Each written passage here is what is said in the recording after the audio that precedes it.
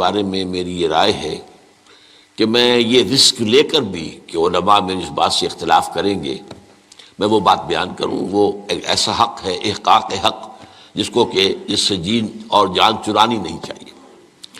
میرے نزدیک یہ معاملہ کہ یہ گلاس اگر آپ نقد خریدتے ہیں تو 10 روپے کا ہے، اور 1 مہینے کے بعد اگر آپ پیسے دیں گے تو پھر 11 روپے ہیں۔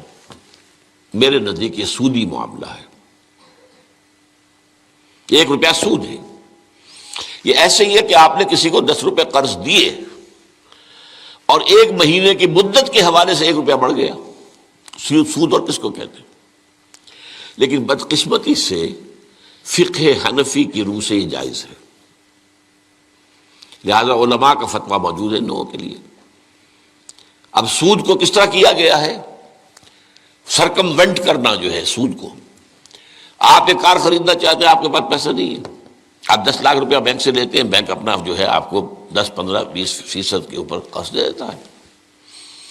اس کے بجائے ایک راستہ اختیار کیا، ہم آپ کو کار خرید دیتے ہیں، آپ ہمیں 10 سال کی قسطوں میں پیسے دے دیجئے۔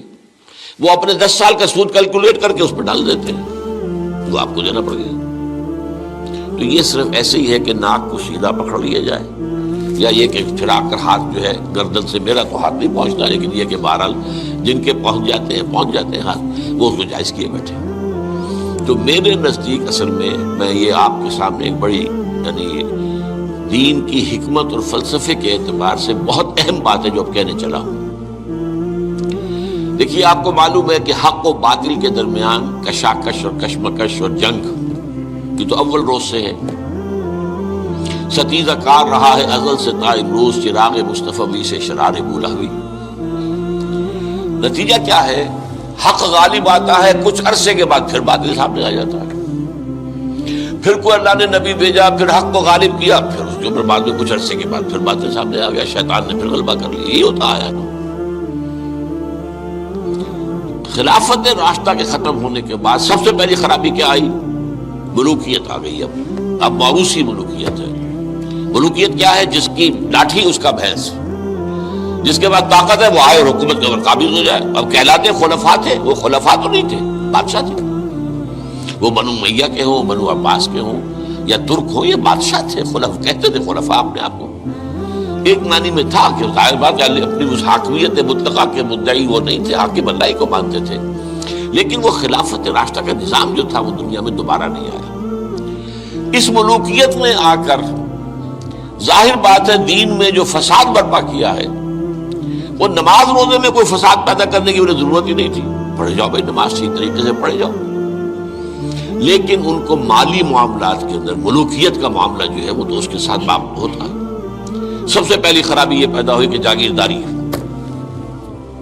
اسلام میں کوئی جاگیرداری نہیں ہے۔